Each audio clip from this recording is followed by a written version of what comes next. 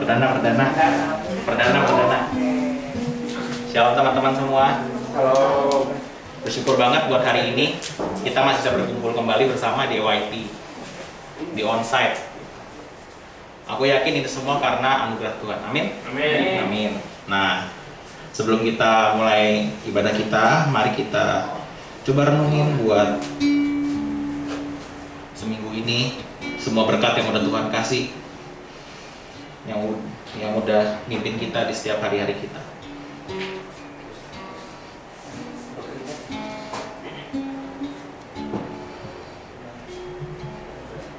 Mari kita siapkan hati kita, mari kita fokuskan pikiran kita semua hanya untuk Dia.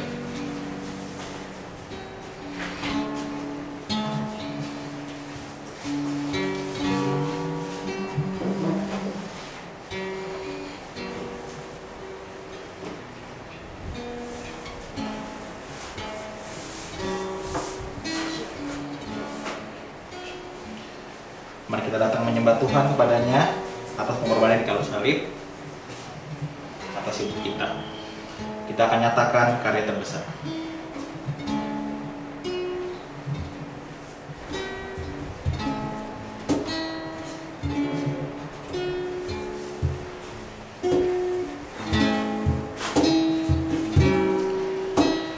Kasih yang terindah,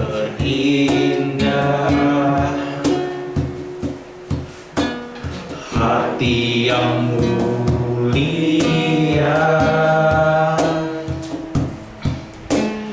hanya ku temukan di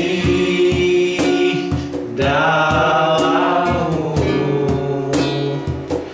Yesusku. Pujian dari hatiku selalu di setiap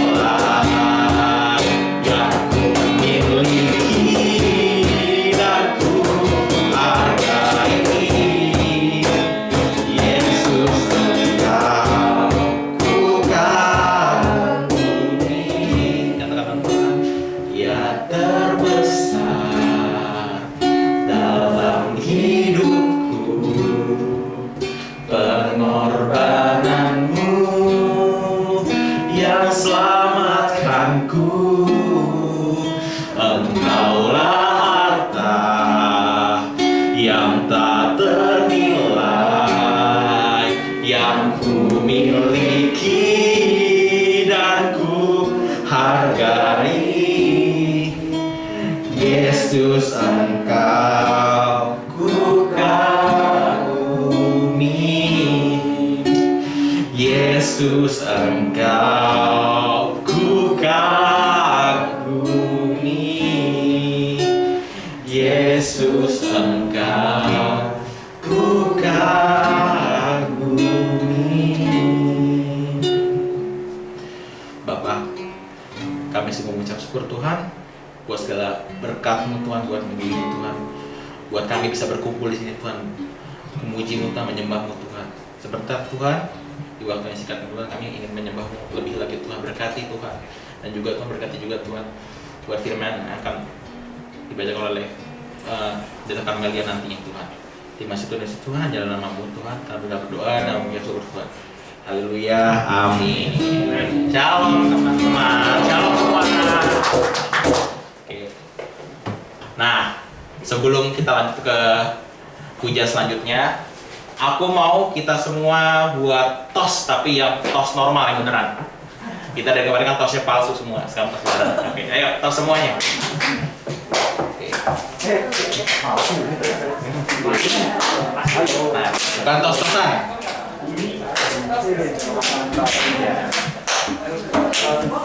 Iya. Apa? Oh iya, tos. Oke.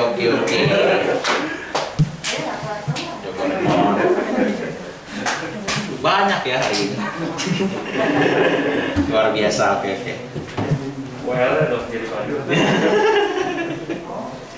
Merasakan kebaikan Tuhan, amin. Amin. Nah, kita akan nyatakan pujian Engkau baik.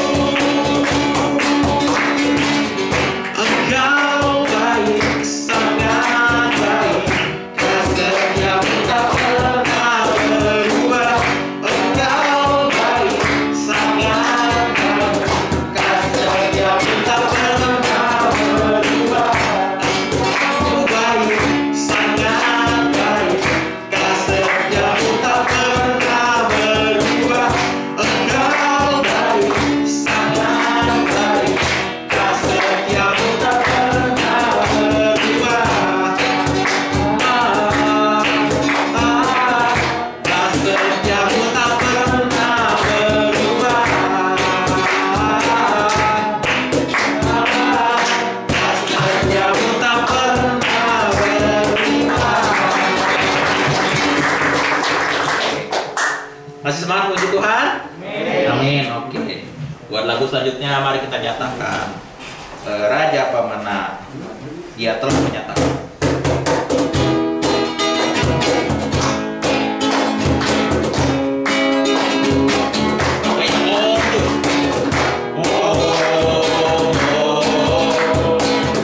Oh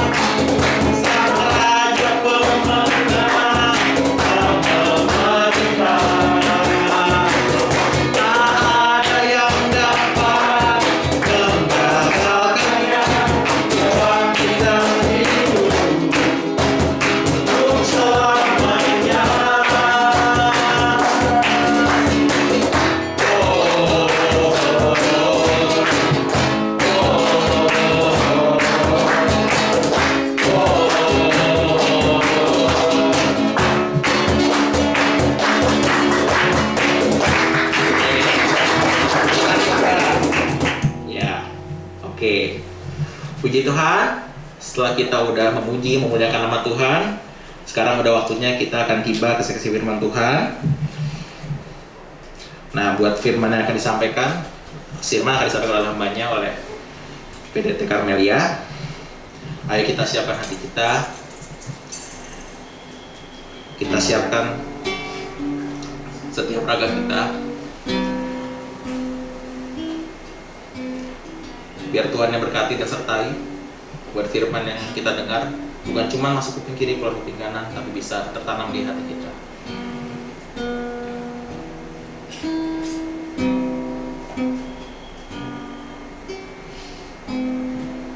Karena salib.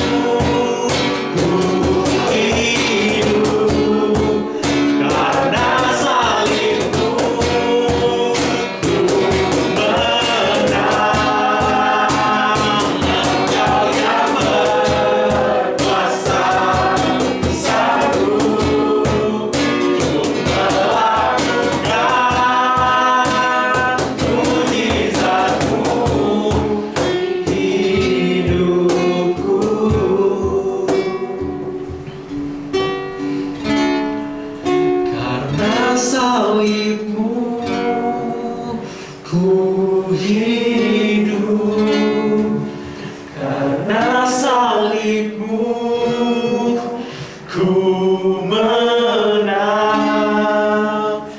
Engkau yang berkuasa sanggup untuk melakukan mujizatmu, karena salibmu ku hidup, karena salibmu ku menang. Engkau yang berkuasa sanggup melakukan mujizatmu di hidupku. Benar Tuhan, Engkaulah satu-satunya Allah yang berkuasa melakukan berbagai hal di dalam hidup kami. Bahkan mujizat-mujizat, penyertaan, pertolongan, bimbingan, hal-hal baik di dalam hidup kami pun adalah hasil karya-Mu. Terima kasih Tuhan kalau kami masih boleh bersekutu, berkumpul bersama-sama di rumah-Mu yang kudus ini. Kami tahu semua itu bukan karena kuat dan gagah kami, tetapi semata-mata karena Roh Kudus yang mengarahkan kami ke rumah-Mu ini. Mari Tuhan, kami tiba pada sesi pemberitaan firman-Mu. Kami membuka hati kami, supaya setiap hati yang kami bawa ini kembali ditaburi oleh benih firman-Mu. Karena kami rindu Tuhan, bahwa kami bisa tetap tegak berdiri, tetap bertumbuh di dalam pengenalan dan kebenaran firman Tuhan, terutama di masa muda kami ini.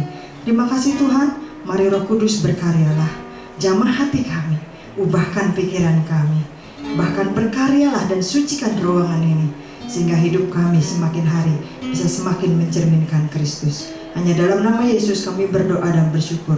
Percaya bersama kita katakan, amin. Silakan duduk teman-teman. Shalom. Senang sekali bisa bertemu lagi dengan teman-teman di tempat ini ya. Ini pertama kalinya saya bertemu atau berbagi firman pada saat kita sudah kembali onsite begitu ya. Ya, PowerPoint-nya bisa disiapkan.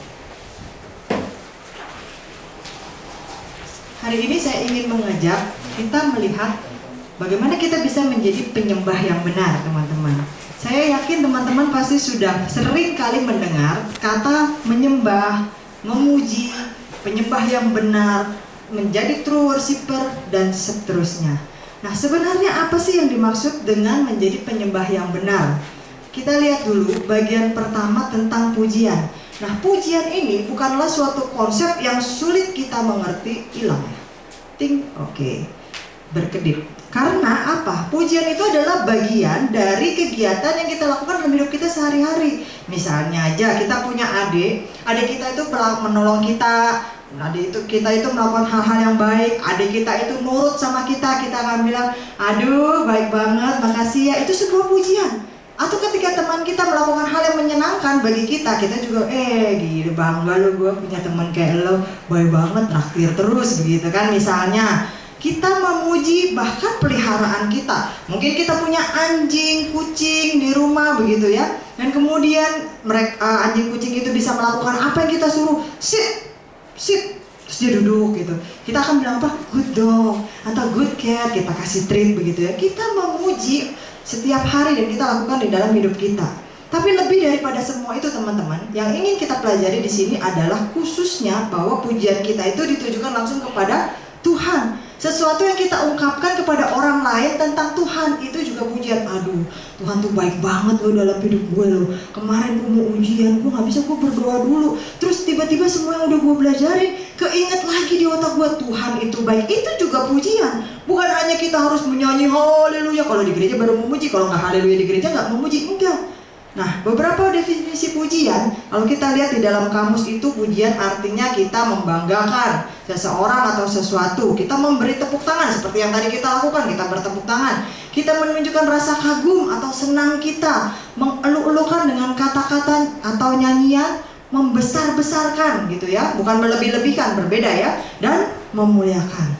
Nah, Pujian ini harusnya kita lakukan dengan segenap pikiran kita. Pada saat kita berada di dalam lingkup ruang ibadah ini, pada saat kita sedang beribadah kepada Tuhan, siapa yang ada di pikiran kita?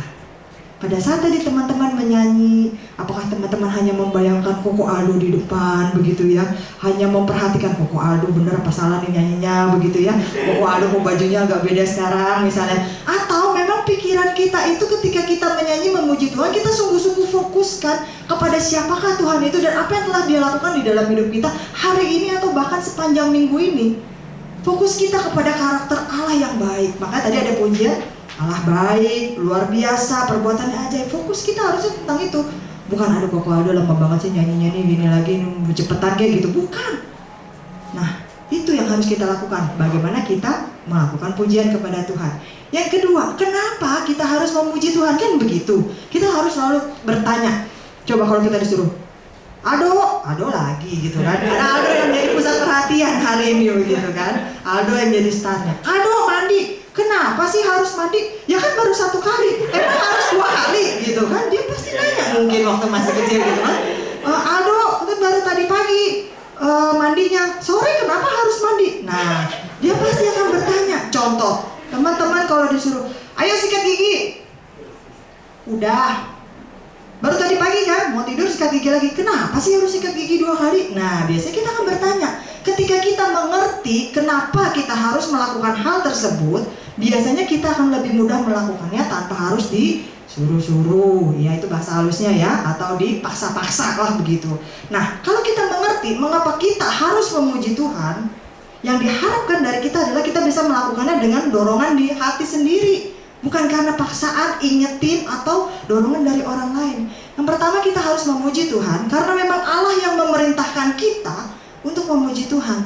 Di dalam Mazmur 150 ayat yang pertama, teman-teman bisa buka di sana. Sengaja tidak saya cantumkan karena kalau dicantumkan semua lihat ke layar semua begitu ya. Alkitabnya nggak dilihat. Mazmur 150 ayat yang pertama dikatakan di sana, pujilah Tuhan. Tidak dikatakan pujilah diri sendiri, enggak. Tidak dikatakan pujilah temanmu yang baik traktir kamu terus, enggak. Tapi dikatakan di sana pujilah Tuhan. Tuhan tidak meminta kita untuk memujinya, tetapi Dia memerintahkan. Perhatikan di sana ada tanda seru. Betul apa benar? Betul ya? Ada tanda seru.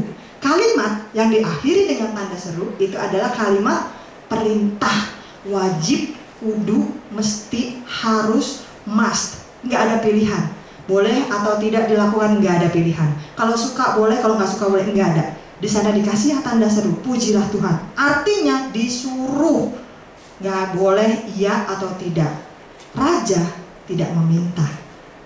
Raja mana pernah minta? Kalau boleh, rakyat yang kucintai besok, kalau boleh ya, kalau sempat ya, datanglah ke istanaku kalau berkenan. Nggak ada raja yang begitu. Raja akan bilang, seluruh rakyat besok berkumpul ke istanaku. Begitu juga dengan raja di atas segala raja yang kita sembah. Dia nggak meminta kita, kalau berkenan pujilah aku, naikkan pujian ya, enggak. Tetapi Dia memerintahkannya. Mengapa Tuhan menuntut pujian dari kita? Apakah Dia seorang yang narsis, pengennya dipuji-puji terus? Tidak. Teman-teman coba bayangkan, dipuji atau tidak dipuji, Dia tetap Tuhan. Kita menyanyi dengan sungguh-sungguh atau tidak sepenuh hati, Dia tetap Tuhan. Dia tidak butuh pujian kita sebenarnya. Nah, terus ngapain Dia suruh kita memuji Dia? Karena untuk kepentingan kita, untuk kebaikan kita, untuk kemajuan rohani kita, untuk hati kita. Kita belum bisa punya hubungan yang baik dengan Tuhan sampai kita bisa memuji Tuhan dengan segenap hati, dengan segenap pikiran kita. Tanpa hati kita yang bersyukur dan penuh pujian, kita tidak akan pernah bisa bertumbuh dengan baik dalam pengenalan kita terhadap Tuhan yang kita sembah. Hanya sekedar ikut-ikutan bernyanyi, akhir-akhirnya malah jadi kayak orang karaokean. Nyanyi apa nggak tahu, lagu ikut-ikutan aja lah. Jangan. Tuhan minta kita sungguh-sungguh memuji Dia karena Dia pengen kita bertumbuh dalam relasi yang baik dengan Dia. Yang kedua, kenapa sih kita harus memuji Tuhan? Wah, jalan boleh tolong diklik? Ya.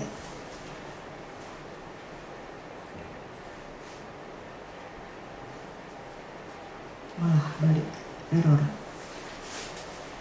Tolong dibantu. Yang kedua tadi Mengapa kita harus memuji Tuhan?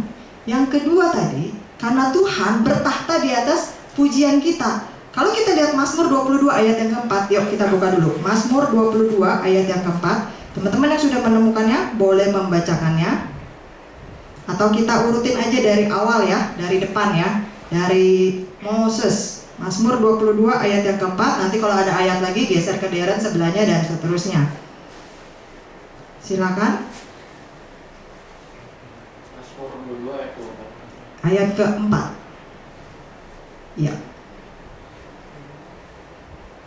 Silakan.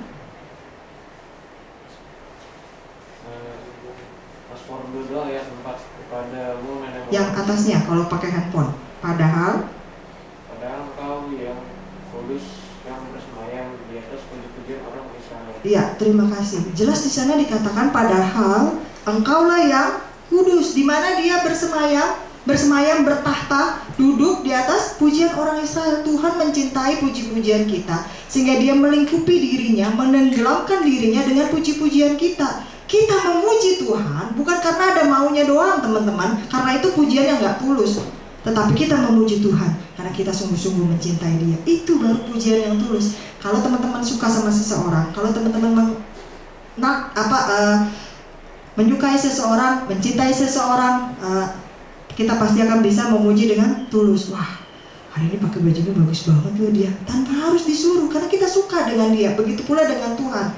Yang ketiga, kenapa kita harus memuji Tuhan? Karena ada kuasa dalam pujian. Ada lagunya ya, lagu lama ya, ada kuasa dalam pujian. Nah, memang benar itu diambil dari ayat Alkitab. Pujian membawa kemenangan, membawa kuasa, membawa kelepasan, bahkan membawa berkat. Masih ingat kisah kota yang runtuh karena pujian? Kota apa? Kota apa? Yeriko. Depannya sama-sama Y tapi belakangnya beda. Kota Yeriko. Berapa kali Yeriko dikelilingi? Berapa kali? 13 kali. Setiap hari selama 6 hari 1 kali. Mereka tidak boleh melakukan sesuatu, cuma keliling. Di hari yang ke-7 berapa kali? 7 kali. Dan pada saat itu ketika Tuhan perintahkan semua bunyi-bunyian dibunyikan. Mau yang bawa bejana, mau yang bawa gemerincing, segala macam. Dan mereka juga bersorak. Pada saat itu kota runtuh karena pujian. Jadi ada kuasa dalam pujian. Yang keempat, kenapa kita harus memuji Tuhan? Menyatakan rasa syukur kita, menyatakan rasa bahagia kita kepada Tuhan. Karena baik ketika Tuhan melakukan kebaikan dalam hati kita, kita bersyukur kepada Tuhan, kita mengucapkan terima kasih. Kalau ada teman kita yang berbuat baik kepada kita aja, kita mengucapkan terima kasih kan? Masa ada Tuhan yang berbuat banyak kebaikan di dalam hidup kita dan kita tidak bersyukur kepadanya? Mazmur 29 ayat yang kedua, silakan Darren. Mazmur 29 ayat yang kedua. Mazmur 29 ayat yang kedua. Ya. Berilah kepada Tuhan kemuliaan namanya, sujudlah kepada Tuhan dengan berhiaskan kekudusan. Ya, terima kasih. Berilah kepada Tuhan kemuliaan namanya dan seterusnya. Mazmur 135 ayat yang ketiga berkata, pujilah Tuhan sebab Tuhan itu baik. Jadi ada alasannya, Tuhan itu gak pernah jahat, Tuhan itu baik dan Dia layak mendapatkan ucapan syukur kita. Jadi tepat kalau kita dibilang umat Tuhan, ya kita memuji Tuhan karena memang Dia melakukan hal-hal baik di dalam hidup kita. Yang kelima, kenapa kita harus memuji Tuhan? Karena Tuhan layak menerima pujian kita. Wahyu 4 ayat yang ke-11. Berikutnya giliran siapa? Wahyu 4 ayat yang ke-11.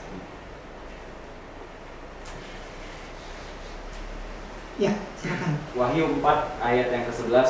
Ya Tuhan dan Allah kami, Engkau layak menerima puji-pujian dan hormat dan kuasa, sebab Engkau telah menciptakan segala sesuatu, dan oleh karena kehendak-Mu semua itu dan diciptakan, ada dan diciptakan. Ya, terima kasih. Jadi engkau layak menerima pujian. Martin Luther berkata, seseorang tidak hanya dapat memuji Tuhan saja, kecuali dia sungguh-sungguh mengerti bahwa tidak ada sesuatu pun di dalam diri kita yang pantas dipuji, dan semua pujian adalah milik Tuhan. Dan apa yang bisa kita nikmati di dalam hidup kita adalah dari Tuhan. Kalau kita udah bisa sadar, teman-teman bisa sekolah sampai saat ini, teman-teman bisa punya handphone sampai saat ini, teman-teman bisa beli pulsa untuk ngisi handphonenya, kuota dan segala macam, itu semua adalah berkat Tuhan. Pada saat itulah kita bisa memuji Tuhan dengan tulus. Kemudian yang keenam, mengapa kita harus memuji Tuhan? Karena memang kita diciptakan untuk memuji Tuhan. Tujuan akhir kita bukan sekedar memenuhi bumi, bukan sekedar ngabisin makanan di rumah, bukan sekedar main games online setiap hari, bukan sekedar menyelesaikan sekolah yang memang harus dari TK, SD, SMP, SMA, kuliah terus kerja, bukan. Tapi tujuan akhir kita diciptakan sebagai manusia adalah untuk memuliakan Tuhan dan menikmati Dia selama-lamanya. Di mana? Di dalam kerajaan surga nanti, begitu ya. Nah, A.W. Tozer berkata, tujuan Allah mengutus anaknya, siapa anak Tuhan? Kristus Yesus ya, kemarin kita baru merayakan hari Jumat Agung, untuk mati, bangkit kembali dan berada di sebelah kanan Allah Bapa, adalah untuk mengembalikan permata yang hilang, yaitu kita, supaya kita kembali dan belajar lagi melakukan apa yang seharusnya dilakukan pada saat Allah menciptakan kita. Jadi memang kita diciptakan untuk memuji Tuhan. Kalau kita nggak memuji Tuhan, berarti kita belum melakukan apa yang harusnya kita lakukan. Yang ketiga, apa yang bisa kita lihat lagi? Nah, bagaimana caranya memuji Tuhan? Kalau kita udah tahu mengapa kita memuji Tuhan, sekarang gimana caranya? Harus teriak-teriak kah? Harus lomba tertawakah seperti kisah Toronto Blessing? Harus guling-gulingan kah? Kita lihat. Yang pertama, mengangkat tangan. Kelihatan ya? Mengangkat tangan. Mazmur 28 ayat 2 dan seterusnya ada di sana. Kemudian yang kedua, bertepuk tangan. Tadi kita sudah angkat tangan, kita sudah bertepuk tangan. Udah pada mandi kan semua teman-teman di sini ya? Ya, saya yakin udah pada mandi karena waktu tadi kita angkat tangan gak ada yang pingsan di sebelah kita gitu ya. Kalau ada yang jatuh ngejeblak, nah berarti mungkin ada yang belum mandi. Yang ketiga, bagaimana cara kita memuji Tuhan? Dengan bermain alat musik. Oh, saya nggak bisa, nggak apa-apa, bisa nyanyi kan? Oh, saya nggak bisa nyanyi, Fales, bisa tepuk tangan kan? Masih punya tangan. Ada banyak cara. Yang penting niat apa enggak gitu. Yang keempat, berdiri. Tadi udah berdiri terus. Sekarang teman-teman duduk, saya tetap berdiri begitu ya. Berasa kayak orang disetrap begitu ya. Nah, yang kemudian yang kelima, caranya gimana? Berlutut. Boleh nggak berlutut? Boleh. Bersujud? Boleh. Mau tiarap? Boleh. Oh, di sini saya malu Ci, tapi kalau di rumah saya lakukan untuk memuji Tuhan. Boleh. Kenapa? Karena kita betapa kita bersyukur, betapa kita mengagumi Tuhan. Kita pengen merasa tersungkur di hadirat Tuhan. Boleh, silakan. Ada juga orang yang memuji Tuhan dengan cara menari. Ada kan? Kita lihat orang yang begitu semangat. Bahkan dulu kita punya tim tamborin di sini menari memuji Tuhan. Boleh nggak? Saya malu menari, nggak apa-apa, masih bisa tepuk tangan. Tapi yang mau mengekspresikan dengan menari, badannya lemah gemulai, boleh. Kemudian dengan cara bersorak seperti orang Israel merobohkan tembok Yeriko. Lalu kemudian yang terakhir, bisa bicara dalam bahasa roh kalau kita dikasih karunia tersebut. Jadi ada banyak cara. Yang penting niatnya, mau nggak memuji Tuhan, mau nggak menyembah Tuhan. Kalau emang nggak mau, nah mau dikasih berapa cara sekalipun, dia pasti akan kasih alasan yang lebih banyak. Tapi kalau memang kita udah niat, kita kagum sama Tuhan, kita pengen memuji Tuhan, nah tanpa alasan pun kita akan bisa melakukannya. Oke, kemudian kita masuk ke bagian penyembahan ya teman-teman. Nah, penyembahan ini bukan sesuatu yang sekedar terjadi ketika kita lagi ibadah seperti ini teman-teman. Oh, kalau penyembahan itu cuma terjadi di gereja loh. Kayaknya gue berasa nih merinding-merinding begitu ya. Gue berasa pengen nangis, nah itu baru ada penyembahan tuh. Kalau enggak kayak gitu tuh. Enggak. Penyembahan itu bisa terjadi di mana saja, kapan saja. Bahkan terjadi ketika kita berada di dalam kondisi yang paling gelap dalam hidup kita. Pernah kan ya kita merasa depresi banget gitu. Kita merasa down banget, kita merasa aduh gak ada teman banget. Pengennya mau nangis terus, kayaknya sendu terus, galau gitu kan. Itu pun kita masih bisa menyembah Tuhan. Bisa terjadi, bisa kita lakukan walaupun kita dalam kondisi yang paling bawah, titik terendah dalam hidup kita sekalipun. Kita bisa tetap berserah kepada Tuhan. Itu juga termasuk penyembahan. Jadi bukan hanya di dalam gedung gereja aja. Nah, ketika kita dalam kondisi yang menekan, barulah warna asli kita terungkap. Kita menemukan, kita sungguh-sungguh gak selama ini ikut Tuhan. Kita sungguh-sungguh gak selama ini memuji Tuhan. Kita sungguh-sungguh gak selama ini berdoa sama Tuhan. Kita sungguh-sungguh gak selama ini menyembah Tuhan. Karena apa? Karena seorang penyembah sejati akan tetap menyembah justru ketika dia di titik paling rendah di dalam kehidupannya. Nah, menyembah itu nggak otomatis terjadi. Menyembah itu harus kita pelajari, teman-teman. Gimana caranya kita pelajari? Nah, Mazmur 89 ayat yang ke-16. Yuk kita lihat. Siapa giliran berikutnya? Silakan. Mazmur 89 ayat yang ke-16. Mazmur 89 ayat yang ke-16. Berbahagialah bangsa yang tahu bersorak-sorai, ya Tuhan, mereka hidup dalam cahaya wajah-Mu. Ya, nah, sebentar. Ini 16 di saya agak beda nih. Oh, mungkin harus yang atasnya. Jadi bunyinya berbahagialah mereka yang telah belajar, begitu ya. Nah, kalau di dalam bahasa Ibrani, yadai itu digunakan kata yadai, artinya tahu atau telah belajar. Jadi ketika kita menyembah Tuhan, kita bisa memuji dan menyembah Tuhan. Itu bukan bawaan orok, teman-teman. Itu bukan bakat sejak kecil. Oh, dia mah berbakat memuji Tuhan, saya mah gak berbakat. Bukan. Itu bukan sebuah talenta, bukan. Itu bukan sebuah karunia, bukan. Tetapi itu sesuatu yang bisa kita pelajari dari kecil. Kenapa? Karena menyembah itu adalah seni mengekspresikan diri kita kepada Tuhan. Bagaimana kita membuka diri kepada Tuhan? Bagaimana kita bisa merasa plong untuk menangis di hadapan Tuhan? Bagaimana kita bisa merasa sukacita ketika kita menyanyi kepada Tuhan? Bagaimana kita bisa bertepuk tangan untuk menyatakan kegembiraan kita? Dan kita harus mempelajari ekspresi tersebut. Saya tahu teman-teman kita sebagian mungkin ada yang merasa malu bahkan untuk bertepuk tangan. Itulah sebabnya menyembah dan memuji Tuhan perlu kita pelajari untuk mengekspresikan dan membuka hati kita sebagai saluran Roh Kudus. Nah, menyembah ini nggak bisa kita pelajari dengan baca buku tanpa kita lakukan, atau hanya dengan kursus. Ada nggak kursus pujian dan menyembah? Nggak ada, begitu ya. Yang ada kursus untuk menjadi pelayan Tuhan. Nah, seperti doa, penyembahan ini juga harus kita pelajari dengan learning by doing. Semakin kita berani untuk melakukannya. Mungkin satu kali kita malu untuk tepuk tangan, tapi kepingin coba tepuk tangan. Minggu depannya kita akan bisa lagi tepuk tangan. Satu kali kita malu mengangkat tangan, tapi kita mau menuruti Roh Kudus, memberanikan diri angkat tangan ketika menyembah. Besok-besoknya akan lebih terbiasa. Tapi kalau kita tidak pernah memulai, kita tidak akan pernah bisa melakukannya. Ya, jadi itu yang dinamakan dengan penyembahan. Kemudian, apa sih yang dimaksud dengan menyembah dalam roh dan kebenaran? Teman-teman pasti udah sering baca ya ayatnya ya.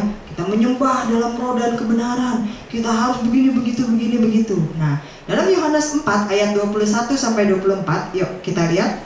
Yohanes 4 ayat 21 sampai 24. Siapa giliran berikutnya? Ya, silakan. Yohanes 4 ayat 21 sampai 24. Kata Yesus kepadanya, percayalah padaku, hai perempuan, saatnya akan tiba bahwa kamu akan menyembah Bapa, bukan di gunung ini dan bukan juga di Yerusalem. Kamu menyembah apa yang tidak kamu kenal, kami menyembah apa yang kami kenal, sebab keselamatan datang dari bangsa Yahudi. Tetapi saatnya akan datang dan sudah tiba sekarang, bahwa penyembah-penyembah benar akan menyembah Bapa dalam roh dan kebenaran, sebab Bapa akan menghendaki penyembah-penyembah demikian. Allah itu roh, dan barang siapa menyembah Dia harus menyembahnya dalam roh dan kebenaran. Iya, terima kasih. Fokus kita adalah menyembah dalam roh dan kebenaran. Yesus menunjukkan bahwa penyembahan itu nggak lagi terikat dengan waktu, nggak lagi terikat dengan tempat tertentu. Kalau di zaman dulu sebelum Tuhan Yesus datang, di zaman perjanjian lama, orang mau memuji Tuhan itu harus datang ke bait Allah. Orang mau menyembah Tuhan itu harus datang ke bait Allah. Orang mau berdoa itu harus datang ke bait Allah. Orang mau mempersembahkan korban bakaran harus datang ke bait Allah. Tidak boleh ke tempat yang lain. Harus dengan imam, harus dengan tata cara tertentu. Tetapi di zaman perjanjian baru, sejak Tuhan kita Yesus Kristus datang ke dalam dunia ini, Dia membuat penyembahan tidak lagi diikat dengan waktu dan tempat tertentu. Contohnya aja teman-teman, kemarin waktu kita ibadah online, masih bisa nggak kita ibadah? Bisa kan? Di gereja nggak? Enggak, gereja ditutup. Apakah harus menggunakan laptop? Enggak, kita bisa pakai handphone. Apakah harus ada di dalam kamar kita yang tertutup di rumah? Enggak, mungkin kita lagi ada di jalan pada saat ibadah berlangsung. Apakah kita harus sendirian? Tidak. Apakah kita harus begini-begini? Tidak. Artinya apa? Ketika Yesus datang, Dia menunjukkan bahwa penyembahan itu dilakukan dengan hati dan serius, tidak terikat lagi atau bergantung dengan tempat dan waktu tertentu. Tetapi bisa terjadi kapan saja, di mana saja ketika roh kita ingin menggapai roh Tuhan. Dalam 1 Korintus 3 ayat yang ke-16 dikatakan, yuk kita lihat 1 Korintus 3 ayat 16 saya bacakan. Tidak tahukah kamu bahwa kamu adalah bait Allah dan roh Allah diam di dalam kamu? Artinya apa? Tubuh kita ini bait Allah. Ada nggak teman-teman yang pergi kemana-mana nggak dibawa badannya? nggak dibawa tubuhnya. Aduh Ci, ya nggak mungkin lah Ci, emangnya saya setan gentayangan. Jangankan badan, handphone aja nggak pernah ketinggalan. Dompet bisa ketinggalan begitu ya, kunci rumah bisa ketinggalan, handphone nggak bisa ketinggalan. Masa badan saya tinggalnya? Nggak bisa lah. Di sini dikatakan kita adalah bait Allah dan Roh Allah itu tinggal di dalam kita. Jadi penyembahan bisa terjadi setiap saat, kapan saja, di mana saja, ketika kita merasa ingin menyembah Tuhan. Bukan sekedar upacara di gereja begitu selesai ya udahlah, ya udah nggak bisa menyembah Tuhan, udahlah nggak usah. Tidak, tetapi bisa kita lakukan di mana saja, tidak tergantung waktu dan tempat. Juga bukan rutinitas, bukan sekedar oh ya menyembah Tuhan kapan, nantilah di EYT Senin sampai Jumat, ya enggak, nanti sampai ketemu lagi ya Tuhan, nanti aku menyembah memuji Tuhan lagi di EYT lagi ya Sabtu depan. Enggak, itu bukan sekedar rutinitas, bukan sekedar ritual, tapi pekerjaan Roh Kudus yang bisa kita lakukan di mana saja. Nah, menyembah dalam roh dan kebenaran tidak cukup dengan roh saja. Lalu kemudian pikiran kita melayang-layang. Oke, mulutnya sih nyanyi dengan roh gitu ya. Terus pikiran kita melayang, lama amat nih habis kebaktian gue mau makan apa ya. Ini lagunya karena udah hafal jadi luar kepala kita bisa otomatis nyanyi. Tapi pikiran kita kemana-mana enggak. Atau kita menunggu dengan perasaan melayang-layang. Aduh kalau nggak merinding, aduh kalau nggak berasa nih kayaknya enggak. Tapi kita harus fokus. Penyembahan harus melalui Yesus Kristus. Kenapa? Karena dialah kebenaran. Yohanes 14 ayat yang ke-6 berkata, akulah jalan dan kebenaran dan hidup. Kalau penyembahan yang kita lakukan tidak melalui Kristus, artinya bukan penyembahan yang benar. Menyembah dengan hati yang benar di hadapan Tuhan, harus jujur dan tulus, sesuai dengan firman Tuhan. Harus sungguh-sungguh. Yang nilai siapa? Diri kita dan Tuhan yang tahu. Teman sebelah kita bisa tahu, mungkin bisa kita bohongi. Kita tutup mata, keluar air mata, ingus semua keluar. Ternyata hati kita nggak sungguh-sungguh. Teman kita mungkin serius banget ya dia, bisa dia tertipu dengan tampilan kita. Tapi Tuhan tahu apa yang ada di dalam hati. Karena dalam 1 Samuel 16 berkata Tuhan memandang hati, bukan rupa. Nah, kemudian lanjut teman-teman. Bagian berikutnya, sikap apa sih yang menghalangi kita dalam menyembah? Nah, ada kan ya, kita pengen rasanya berdoa, tapi kok banyak halangan. Pengen rasanya rajin baca Alkitab, tapi kok batal melulu. Kita pengen nih nanti rencana kok datang ke EYT, gue pengen tepuk tangan, pengen serius. Aduh kok gimana ya, tapi kok rasanya gak enak. Nah, sikap-sikap yang kita ada di dalam diri kita, dan kadang-kadang iblis yang ngebakar-bakar juga gitu ya, menghalangi kita dalam menyembah dan memuji Tuhan. Yang pertama adalah kesombongan. Kenapa kesombongan yang pertama? Karena namanya menyembah. Kalau di dalam persepsi kita, orang yang nyembah itu pasti lebih rendah daripada orang yang disembah. Betul apa benar? Dia harus menundukkan dirinya. Gak ada orang yang menyembah begini, gak ada. Dia biasanya akan dengan menundukkan dirinya secara spontan. Sehingga inti dari menyembah adalah kerendahan hati dan kesederhanaan. Walaupun mungkin tadi kita memuji Tuhan, gak ada yang sampai bersujud, gak ada yang sampai tiarap, kita hanya mengangkat tangan. Tapi kalau kita dengan rendah hati mengakui kebesaran Tuhan, dengan sederhana kita bersyukur kepada Tuhan, itu juga menyembah. Merendahkan diri, meninggikan Tuhan. Jangan kebalik ya teman-teman, seringkali kita kebalik.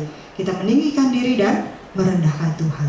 Yang kedua, apa yang menghalangi kita? Hedonisme terbalik. Apa sih yang dimaksud dengan hedonisme terbalik? Kalau hedonisme itu adalah filsafat modern yang berkata begini, kalau sesuatu kita rasa baik, kerjain aja, nggak usah peduli dengan orang lain. Kalau mencuri kita rasa baik, ya udah kerjain. Kalau menyontek kita rasa baik, kerjain. Itu hedonisme. Tapi orang hedonis berkata begini, ini urusan kamu, kamu bisa lakukan apa aja yang kamu inginkan, terserah kamu. Tapi ketika kita hidup di tengah masyarakat yang hedonistis sekarang ini, hanya memuaskan kesenangannya sendiri, kesenangan indera dan badannya, menjadi hedonisme terbalik. Jika sesuatu terasa tidak baik, jangan lakukan. Nah, harusnya kan kita mikir begini, oh ya, memuji Tuhan itu baik, saya harus lakukan. Tetapi seringkali yang menghalangi kita dalam memuji dan menyembah Tuhan, justru kita, memuji Tuhan kan malu-maluin, angkat tangan, ya udah gue gak lakukan. Nah, ini yang menghalangi kita menyembah Tuhan, hedonisme yang terbalik. Tepuk tangan, capek-capekin tangan gua pegel, udahlah gue diem aja. Ini yang menghalangi menyembah Tuhan, hedonisme yang terbalik. Atau seringkali kita bilang gini, aduh, roh memang penurut, tapi daging lemah. Dalam hati sih aku tepuk tangan, tapi di depan enggak. Dalam hati sih aku menyanyi, tapi di sini enggak. Dalam hati sih, nah, seringkali kita bersembunyi di balik ayat tersebut. Hedonisme terbalik seringkali menghalangi kita dalam sungguh-sungguh menyembah Tuhan. Yang ketiga adalah sikap kegeeran. Maksudnya gimana kegeeran? Nah, kegeeran itu maksudnya begini. Teman-teman, kita merasa punya hak untuk menghampiri Tuhan. Kita merasa punya hak untuk memuji dan menyembah Tuhan. Kita merasa punya hak untuk beribadah. Kita merasa punya hak untuk berdoa kepada Tuhan. Padahal di dalam melakukannya kita hanya mementingkan diri kita sendiri tanpa ingin sungguh-sungguh memuji dan menyembah Tuhan. Oh, kalau saya ada maunya saya puji Tuhan. Nanti kalau Tuhan senang, Tuhan kan akan berkati saya. Oh, besok saya akan PTM, pengen ulangan nih. Udah hampir udah PTM sekarang, ulangan lebih susah. Nggak bisa lihat-lihat Google lagi nih. Kalau di rumah kan bisa lihat-lihat Google jawabnya begitu kan. Ini harus di kelas nih udah nggak bisa nih begitu kan. Nah, berarti saya harus sungguh-sungguh berdoa. Saya harus sungguh-sungguh nih. Seringkali kita kegeeran, kita merasa bahwa apa yang kita lakukan itu karena pantas untuk diberi bonus. Kita mengharapkan anugerah berkat Tuhan dicurahkan tanpa kita sungguh-sungguh melakukan apa yang menjadi bagian kita. Kita pengennya Tuhan sungguh-sungguh balas doa kita. Tuhan, kalau saya minta sesuatu, Tuhan kasih ya Tuhan. Aku pengen ulangannya 100 semua, Tuhan kasih ya Tuhan. Aku pengen kalau nembak dia aku diterima, Tuhan kasih ya. Kita pengen Tuhan memberikan yang terbaik bagi kita, tapi kita nggak pengen melakukan bagian kita dengan sungguh-sungguh. Ini yang namanya kegeeran. Seolah-olah ketika kita baik-baikin dikit, terus Tuhan jadi baik-baik juga sama kita. Ini yang seringkali menghalangi kita dalam menyembah. Kita pengen mendapatkan anugerah Tuhan tanpa mengorbankan sesuatu yang harusnya kita kerjakan. Yang keempat, menonton, bukan menonton film di bioskop. Teman-teman, yang namanya menonton itu kita melakukan sesuatu yang pasif atau aktif. Oke, teman-teman menonton di bioskop, boleh berisik nggak? Enggak, langsung di malah dia yang lebih berisik sebenarnya gitu kan ya, diem gitu kan, lu yang gitu kan, malah dia lebih berisik sebenarnya gitu. Nah, waktu kita menonton, biasanya kita mengerjakan suatu kegiatan yang pasif, hanya duduk bengong. Nah, biasanya saya ketiduran tuh kalau kayak gitu. Suami saya sering bilang atau Pak Falik sering bilang TV-nya yang balik nonton saya begitu kan. Karena kita diem, kita duduk memperhatikan begitu. Apalagi kalau filmnya panjang dan kurang seru begitu ya. Nah, ketika kita memuji menyembah Tuhan di dalam ibadah, teman-teman, jangan jadi hanya seperti penonton saja. Karena lama-lama kita bisa ngantuk, lama-lama pikiran kita bisa melayang-layang. Jangan seperti itu. Seringkali tanpa kita sadari kita cuma jadi penonton. Wih, kok Aldo keren juga. Oh ya, kok Alfian tuh ya main gitar oke juga. Ya itu salah tuh ininya tuh. Ya kok layarnya begitu tuh begini. Seringkali kita hanya menjadi penonton dalam ibadah ataupun persekutuan kita.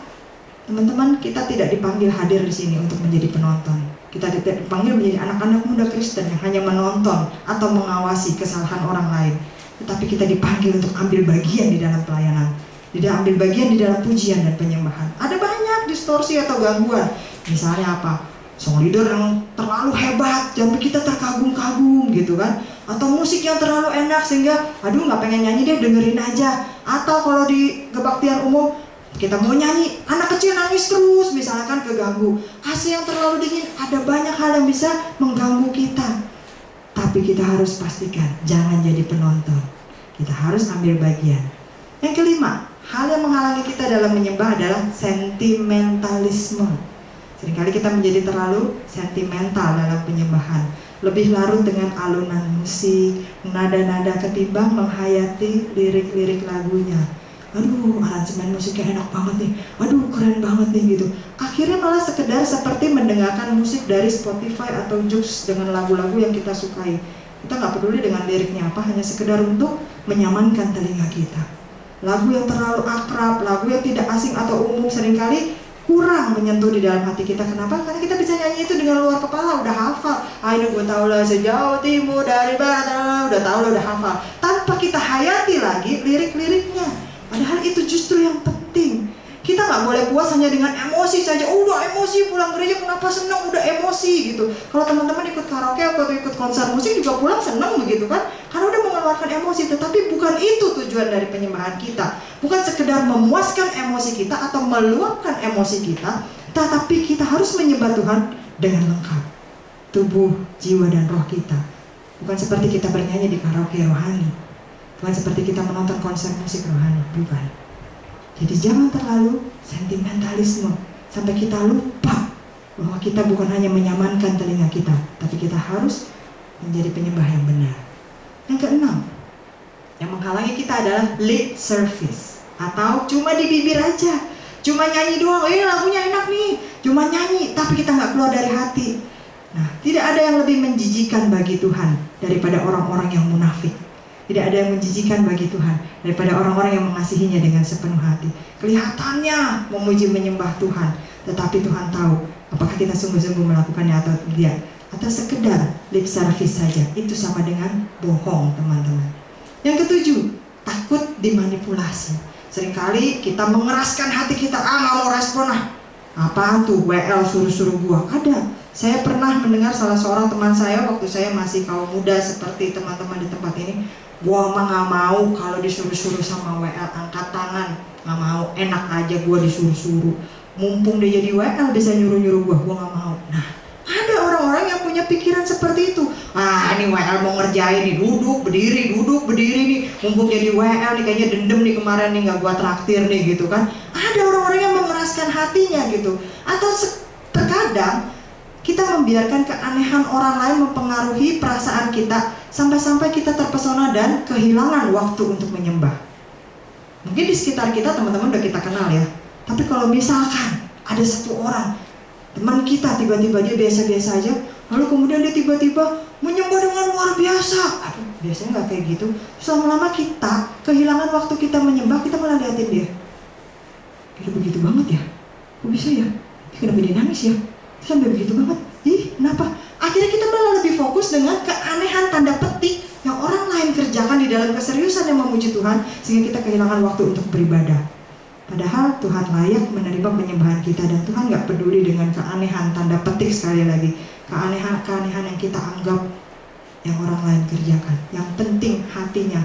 Kalau dia merasa harus memuji Tuhan dengan menari, kalau dia merasa harus memuji Tuhan dengan menangis, dia menyembah Tuhan dengan cara seperti itu. Nah, ketakutan-ketakutan seperti ini yang seringkali menghambat kita dalam menyembah Tuhan.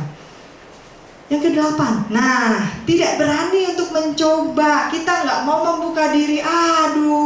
Saya mah nggak diajarin dari kecil. Saya bukan orang Kristen, jadi nggak tahu kalau di gereja itu harus tepuk tangan. Aneh banget ya nyanyi-nyanyi tepuk tangan gitu. Nggak seru deh gitu kan. Atau kita nggak mau membangkitkan diri kita, mencoba sesuatu yang baru, mencoba sesuatu yang inovatif. Nah, teman-teman, selagi kita masih muda, harusnya kita mencoba hal yang baru. Kita menyelidiki apa yang Tuhan sediakan bagi kita dalam setiap penyembahan. Seringkali kita tidak fokus dalam pujian dan penyembahan, terutama di dalam ibadah. Karena apa? Kok nggak tahu lagunya kok. Ya belajarlah. Kalau ada lagu-lagu yang kita suka, kita dengar dari Spotify, Joox, radio, TV, atau apapun, pasti kita cari liriknya melalui Google. Kenapa kalau dalam pujian rohani terus kita cuek aja? Sabtu ini nggak bisa nyanyi, Sabtu depan tetap nggak bisa nyanyi. Udah ibadah 1 tahun tetap lagu tersebut kita nggak bisa nyanyi. Kenapa? Karena emang nggak niat, alasan nggak tahu lagunya lah, jadi saya diam aja. Carilah, berusaha upgrade diri, berusaha menyelidiki sesuatu yang baru, mencoba sesuatu yang baru. Lagu-lagunya baru semua, ya kita harus mengikuti. Saya malu buka mulut, nanti gimana ya, fals suaranya. Kita belum apa-apa sudah takut duluan, sehingga kita tidak berani melakukan sesuatu yang baru, dan akhirnya kita hanya jalan di tempat, menghalangi kita untuk menyembah dan memuji Tuhan. Nah, sebagai penutup, seringkali orang menyebut pujian dan penyembahan seolah-olah keduanya sama persis, bahkan digabung menjadi satu. Tapi teman-teman, pujian dan penyembahan adalah kegiatan yang dilakukan bersama-sama, walaupun berbeda, saling menunjang, tampaknya sangat mirip bila diekspresikan keluar, tapi sebenarnya mereka tidak sama. Sebenarnya pujian dan penyembahan bukan satu hal yang sama, tapi hal yang berbeda. Nah, setiap kali kita memuji Tuhan, yuk teman-teman, saya mengajak, mengingatkan, termasuk untuk diri saya sendiri, kita puji Tuhan dengan segenap keberadaan kita. Gak perlu lihat kiri kanan, gue mau nangis nih muji Tuhan, nih lagunya nyentuh gue banget, gue mau nangis, gue malu ntar buat temen gue tadi diledekin. Dia tuh kemarin tuh gue kebaktian bareng dia nangis, terus bentar gue dibully di sekolahan. Nah, udah gak usah pikirin lagi. Kalau memang kita merasa Tuhan menjamah hati kita, kita pengen nangis di hadapan Tuhan karena keajaiban yang dilakukan dalam hidup kita, nangislah di hadapan Tuhan. Kalau memang kita pengen bersorak, meloncat, silakan. Gak usah lihat gue loncat boleh gak ya, atau kita pikir gue loncat roboh gak ya gedungnya gitu ya. Nah, loncat aja, urusan gedung abu-abu atau enggak itu belakangan gitu ya. Pokoknya juga sering loncat-loncat, aman teman-teman gitu ya. Nah, aman gitu. Jadi jangan terlalu ketakutan. Kita ekspresikan, kita puji Tuhan dengan segenap keberadaan kita. Kalau kita merasa kita pengen berlutut, silakan. Kalau kita merasa kita pengen bertepuk tangan dengan sedikit berbeda sama yang lain, silakan. Paling yang bingung ntar musiknya gitu ya, kenapa beda sendiri begitu kan. Markus 12 ayat yang ke-30 berkata, hukum yang terutama, kasihilah Tuhan Allahmu dengan segenap hatimu, dengan segenap pikiranmu, dan seterusnya. Jadi pujian kita mengasihi dan memuji Tuhan dengan segala yang ada di dalam diri kita. Tuhan senang dengan penyembah-penyembah yang benar, bukan penyembah yang munafik. Kita di sini sudah meluangkan waktu kita, datang jauh-jauh dari rumah. Jangan sampai Tuhan tidak berkenan dengan apa yang kita lakukan. Manfaatkan waktu ibadah kita di gereja, dalam komunitas ini.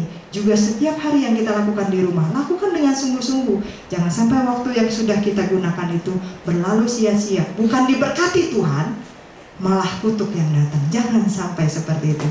Jadi kita berkewajiban menyenangkan hati Tuhan dan belajar menyembah Tuhan dengan roh dan kebenaran. Amin teman-teman. Ngelakuinnya susah apa gampang? Dengerinnya sih gampang ya, kayaknya cepet banget 30 menit kelar gitu ya. Tapi melakukannya perlu pimpinan Roh Kudus. Ketika Tuhan memerintahkan kita melakukan sesuatu, Dia pasti akan memampukan kita untuk melakukannya. Dia memperlengkapi kita. Mari kita sama-sama berdoa. Bapa di dalam surga, terima kasih malam hari ini kami kembali diingatkan bahwa Tuhan senang dengan penyembah-penyembah yang benar. Kami diciptakan untuk menyembah Tuhan di dalam roh dan kebenaran. Bukan penyembah-penyembah yang asal-asalan, bukan penyembah-penyembah yang malu-malu, bukan penyembah-penyembah yang munafik, bukan hanya sekedar melewatkan waktu kami, ya udah ibadah absen cek, bukan. Bapa di dalam surga, ampuni kami kalau selama ini kami sudah salah melakukannya. Motivasi kami salah, kami membaik-baikin Tuhan, kami menyembah-nyembah Tuhan karena ada maunya. Kami pikir Tuhan bisa kami tipu, dibaik-baikin sedikit, lalu Tuhan bisa baik-baik juga sama kami. Padahal lebih jauh daripada itu, Tuhan lebih mengenal hati kami. Tuhan tahu apa yang ada di dalam hati kami. Mulai hari ini Tuhan, kami minta Roh Kudus-Mu yang tinggal di dalam hati setiap kami, terus mengajar kami, membimbing kami, memampukan kami, memperlengkapi kami, memberanikan diri kami, supaya kami bisa tampil menjadi penyembah-penyembah yang benar. Kami sungguh-sungguh dalam melakukan pujian kepada Tuhan. Kami sungguh-sungguh dengan segenap hati ketika kami menyembah Tuhan, ketika kami melayani Tuhan, ketika kami berdoa kepada Tuhan. Apapun yang kami lakukan, kami sungguh-sungguh melakukannya dengan segenap hati. Ampuni kami Tuhan, selagi masih ada waktu. Kami ingin bertobat, kami ingin berubah, kami ingin keluar dari zona nyaman kami. Kami ingin melakukan yang terbaik yang bisa kami lakukan. Dan sungguh-sungguh yang terbaik, bukan hanya sekedar lip service saja. Di dalam nama Yesus kami berdoa dan bersyukur. Yang percaya bersama kita katakan amin. Saya kembalikan.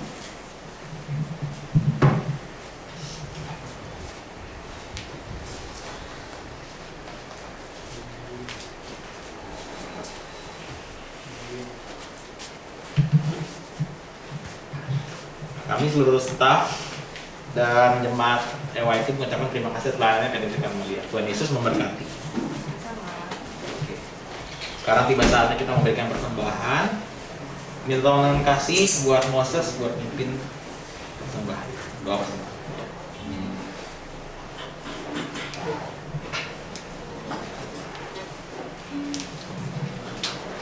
Mungkin doa persembahan. Kok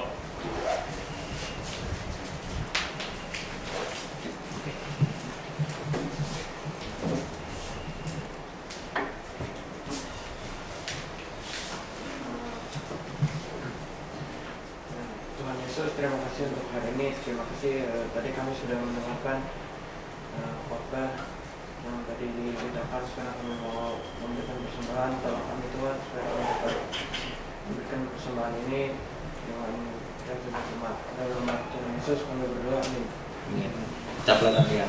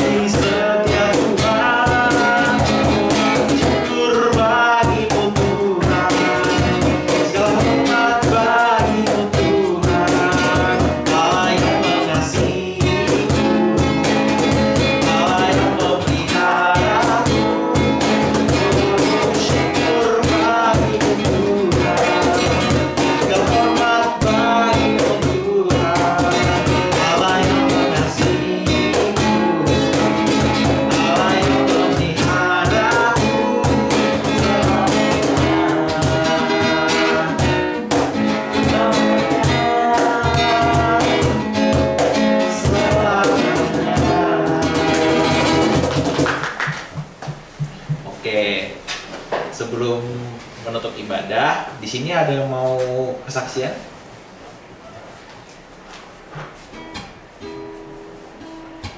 Oke.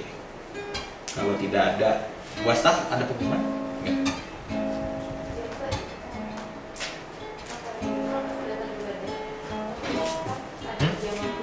Oh iya, buat besok diharapkan buat besok bisa ada ibadah Paskah ya, dan perjamuan kudus buat besok di Alberta buat pagi. Oke, itu aja kalau gitu. Mari semua kita puji sekarang. Terima kasih.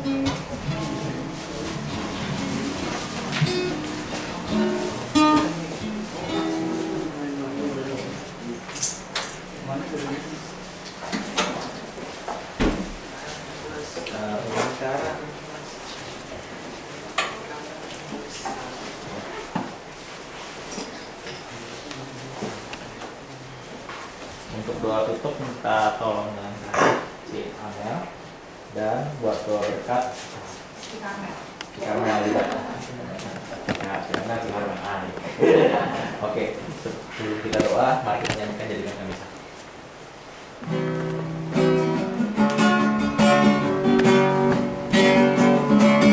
Jadikan kami satu seperti kerinduanmu, agar dunia tahu bukti nyata dari kasih-Mu. Sebelum kami pergi memberitakan kasih-Mu, mulailah dari kami lebih dulu, jadikan kami satu. Terima kasih Tuhan untuk kesempatan kami masih bisa memuji menyembah-Mu pada malam hari ini. Ini semua juga karena anugerah-Mu saja Tuhan. Terima kasih juga untuk firman yang telah ditaruh pada hari ini. Hari ini kami belajar Tuhan untuk menjadi penyembah yang benar ya Bapa, menyembah-Mu dalam roh dan kebenaran. Ajar kami Tuhan untuk bisa dengan rendah hati, dengan sungguh-sungguh dan memiliki fokus yang benar ya Bapa dalam memuji-Mu, dalam menyembah-Mu ya Bapa. Ajar kami hilangkan kesombongan dalam diri kami, mungkin hal-hal yang tidak benar ya Bapa dalam cara menyembah-Mu. Engkau yang bentuk kami ya Bapa, bentuk hati kami agar bisa bersungguh-sungguh dan hanya berfokus untuk menyenangkan Dia lewat penyembahan kami ya Bapa. Kami berdoa ya Bapa secara khusus untuk CL yang telah memberitakan firman-Mu pada hari ini. Tuhan yang berikan berkat yang khusus kepadanya, kepada suaminya, anak-anaknya, Bapa. Engkau yang tahu keperluannya, Engkau yang akan memberi yang terbaik tepat pada waktunya ya Bapa. Kami juga berdoa untuk teman-teman kami yang belum bisa bergabung pada kami untuk ibadah pada malam hari ini. Tuhan yang tetap lindungi mereka dimanapun mereka berada, dan Tuhan yang ingatkan teman-teman kami untuk bisa bergabung kembali di ibadah yang akan datang di minggu depan. Sebentar lagi kami akan berpisah satu dengan yang lain. Tuhan yang pimpin langkah kaki kami agar kami bisa tiba di rumah kami dengan selamat tanpa kurang suatu apapun.